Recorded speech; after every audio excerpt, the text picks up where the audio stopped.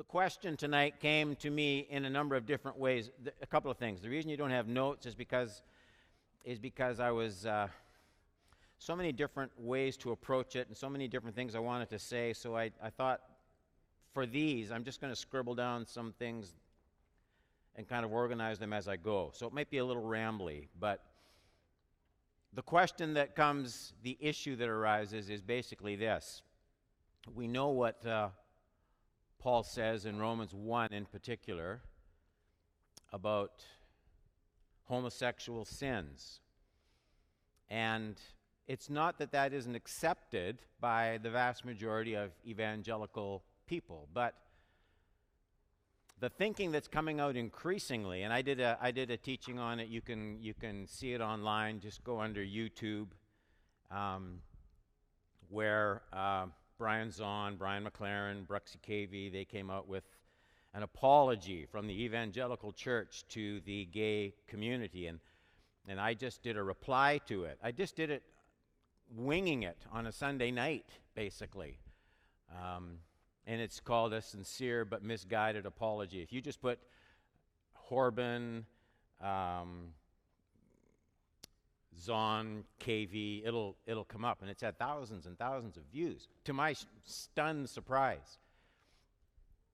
So the argument by a lot of Christian leaders, I'm not saying all those that I just mentioned, but a lot of Christian leaders is, yes, Paul is against homosexuality, but not against homosexuality as it's understood today, where you have a genuine same-sex orientation that results in a monogamous, faithful relationship, perhaps even in marriage.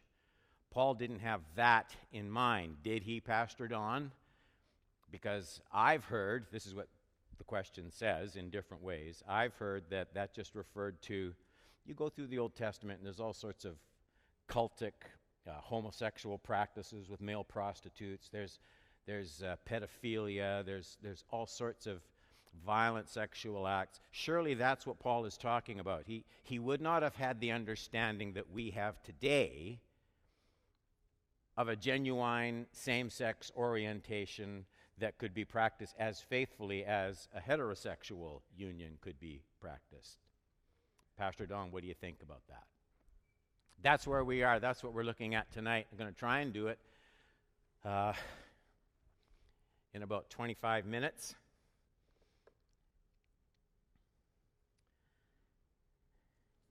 There's another issue that's tied in with it. Riding in the wake of cultural speedboat of the destigmatization of same-sex intercourse is the mainstreaming of gender nonconformists. Witness June 9th issue of Time magazine. Laverne Cox, born a boy, is on the front page in his chosen female identity. Cox, the star of the Netflix drama Orange is the New Black, gives a lengthy and illuminating online interview with Time reporter Katie Steinmetz. It's a sad story of a very painful childhood, an absent father, an emotionally disconnected mother, an attempted suicide, and a marginally significant church. Up until the third grade, Cox says, I just thought that I was a girl and that there was no difference between boys and girls. I think in my imagination I thought that I would hit puberty and would just start turning into a girl. He had one twin brother, no sisters. The supreme treasure Cox longed for was fame. I wanted to be famous. I wanted to perform. Those things I really, really wanted more than anything else. My mother just had an inability to fully emotionally connect. I never knew my father. He was never married to my mother. He was never part of my life. Today, Cox is touring the country giving a stump speech entitled, Ain't I a Woman? When Cox says it, that refrain is not a question. Cox claims, I'm happy that I am myself, and I couldn't imagine my life if I were still in denial or lying, pretending to be a boy. That seems ridiculous to me. That seems crazy. It's nice to be done with all that transitioning. Folks want to believe that genitalia and biology are like destiny. All these designations are based on a penis and then a vagina. And that's supposed to say all these different things about who people are. When you think about it, it's kind of ridiculous. People need to be willing to let go of what they think they know about what it means to be a man and what it means to be a woman, because that doesn't necessarily mean anything inherently. It goes on and on and on. That isn't specifically the issue tonight, though it does tie in with the text we're going to look at. So I gotta kind of rush in a little bit of a disjointed way. I want to tell you my approach. I want to tell you how not to argue against homosexual practice. And I don't have time to develop it. Don't go to Leviticus. Don't go to a theocratic Old Covenant text and say Leviticus XXX says it's sin for a man to lie with a man as with a woman. There. Don't do that, because 4 verses ahead of that it's going to say it's a sin for a son to curse his parents, and if he does, he should be stoned and put to death. And it's just a wide open door for a clever arguer to say, we don't stone people for swearing at their parents. Why should we condemn homosexuality? It's a loser's game going to those texts. Those texts are a theocratic governmental system for an old covenant relationship with God that we don't live under today. That'll be another subject for another Sunday night question and answer. I want to tell you how I go at it when I'm thinking these issues through. The texts I go to are these in this order. I go to Romans 1, 18 to 31. I don't have slides. If you've got a Bible, it would be helpful for you, because I'm going to refer to some specific things in here and try and get this done. Romans 1:18. For the wrath of God is revealed from heaven against all ungodliness and unrighteousness of men, who by their unrighteousness suppress the truth. What kind of unrighteousness is he talking about? And it's not homosexuality. 19. For what can be known about God is plain to them, because God has shown it to them. For his invisible attributes, namely his eternal power, divine nature, have been clearly perceived ever since the creation of the world, in the things that have been made, so that they are excuse. Stop there. The argument Paul is making is this. People are blameworthy before God, worthy of judgment, condemnation. They have no excuse. Why? Because even though they don't have a Bible, even though they don't have a seminary or a Bible school, these people can look at the world around them. They can see how things are made. It doesn't require an education. It doesn't require any sociological advantage. You can look at the created world and you have to say, wow. You can see God's attributes, his invisible attributes, his eternal power, 20, his divine nature, verse 20.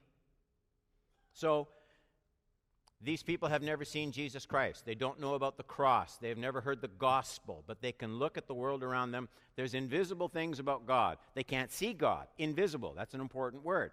How are they going to know? They will look at the things God has made, and they ought to be able to understand something of God's power and majesty.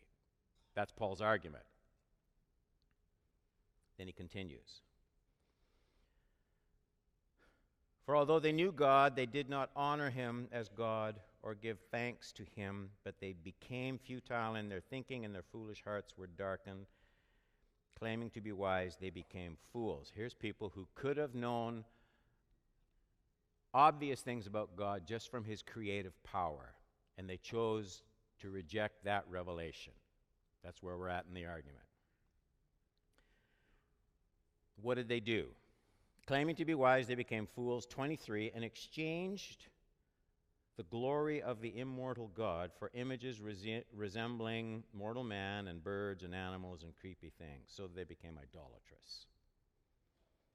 They put images resembling mortal man. It isn't just physical idols. They put the worship of self, their own expression of worship.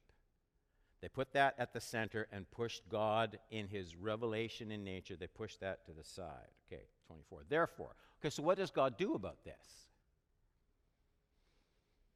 Therefore, God gave them up in the lust of their hearts to impurity, to the dishonoring of their bodies among themselves. because they exchanged the truth about God for a lie, worshiped and served the creature rather than the Creator, worship and serve the creature rather than the Creator, who is blessed forever. Amen. For this reason, okay, what's God going to do? God gave them up to dishonorable passions, for their women exchanged natural relations for those that are contrary to nature. And the men likewise gave up natural desires, natural relations with women, were consumed with passion for one another. Just this quick point. The passion that people feel for same-sex relations doesn't make it natural. Do you see that in that verse? The desire is there. The passion is there. But the argument Paul makes is not that, well, if the passion is there, that must be a natural thing. Paul's argument is the exact opposite. That reveals a fallen passion. Don't define yourself by a temptation. That's what Paul is saying. The men likewise gave up natural relations with women. So natural relations are defined for men as being with women. Were consumed with passion. The desire was there. Intense desire one for another. But that doesn't make it natural. That doesn't make it right. That's a very important point in this text. Because the argument today is, this is the only desire I've ever known. How can you say it's not me? Men committing shameless acts with men and receiving in themselves the due penalty for their errors. Since they did not see fit to acknowledge God, God gave them up to a debased mind to do what ought not to be done. These next verses are important. I want to explain why. They were filled with all manner of unrighteousness. It's not just homosexuality. Evil, covetousness, malice, full of envy, murder, strife, deceit, maliciousness, gossip, slanderers, haters of God, insolent, haughty, boastful, inventors of evil, disobedient to parents, foolish, faithless, heartless, ruthless. You see, he's got this long list, all of which ought to make us ask a question. Paul's going to talk about what happens when people reject what can be known about God through his created order. What happens? Well, God gives them up to a debased mind, he says. Now, there's all sorts of sins in those last couple of verses that I read. There's a list, and it could have been longer, right? Question. Why then? Given that homosexuality is not the only sin that's the result of this debased mind, why is it that when he talks immediately about the result of not accepting God's revelation in creation, why is it that the very first sin he mentions? Does that make sense to you? Why would it be homosexuality? Why isn't it greed, anger, idolatry, maliciousness, envy, boastfulness? Why isn't it some of the murder, theft? Why aren't those listed right away? The first thing he talks about is men committing acts with men, women with women. And here's why. Because the second part of that text where he describes those homosexual relationships, that's not Paul moving on to a new subject. That is Paul continuing the same argument that he raised in the first few verses, 18, 19, and 20. In other words, just as you can know about an invisible God by what he has made, you can know about human sexuality by what he has made. That's his argument. He's not changing arguments. It's the very same argument. That's why homosexuality is the only argument that really suits his purpose right at that point. Just as surely as, given what I see about God in the created world, I am not left to choose who I will worship. In the physical realm of the creation of our bodies, I am not left to choose my preference in terms of how I will express sexuality. That's his point. You get to know about the true God by what he has made. That should dictate how you worship. You get to know about human sexuality by what God has made and the way he has made it, and that's how you express sexuality. Nature isn't the desire. Nature is the created order in that text. We know that because of the way he says in verse 27, these men, they have passion one for another. That doesn't make it right. Because he says they commit shameful acts. They have the passion, they have the desire. The desire doesn't justify it. The desire never justifies it. He had a man had in the opening verses, 18, 19, 20, a desire to worship other gods. Did that make it right? No. Why? Well, because they can see what God is like and what he has made. People have all sorts of different sexual desires. Does that make them right? No. Why? Because we can see how God wanted sex to be expressed by what he has made. Everybody understand what I'm saying? It's the same argument that he develops. Whom we should worship is not left to our preference, and who we are as sexual beings is not left to our preference either. Both stem from the way we are made. I want to look at another text, and I'm going to come back to this one in a minute. Matthew chapter 19. I wrestled with how I'm not really good at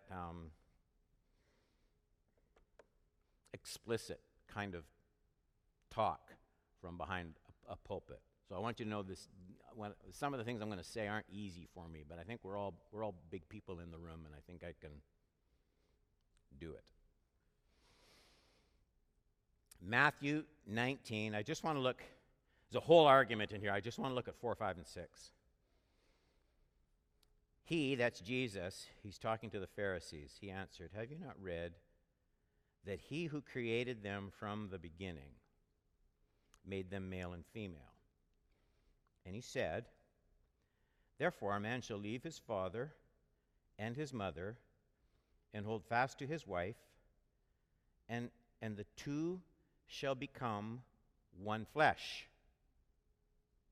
So they are no longer two, but one flesh." I want to talk about that for a minute. In that quote I read from Cox, the point that she was trying to make is that a penis and a vagina, those should not define who we are sexually. And all I want to say is, it flies right in the face of what Jesus is actually saying in this text. I think we soften what Jesus is saying in this text, and we soften it to our peril. When Jesus talks about the two becoming one flesh, the two becoming one flesh, he's not just saying two people they become soulmates. That's not what he's talking about. When Jesus talks about the two becoming one flesh, he's talking about a sexual union that is only possible between a man and a woman, right? We get it? That whole thing about the penis and the vagina, how they are designed in marriage for each other in a way that a penis is not designed for any other bodily orifice. Do you all understand what I'm saying? So that's significant to me. Jesus is describing the physical union in a marriage that cannot be accomplished by anyone but a man and a woman.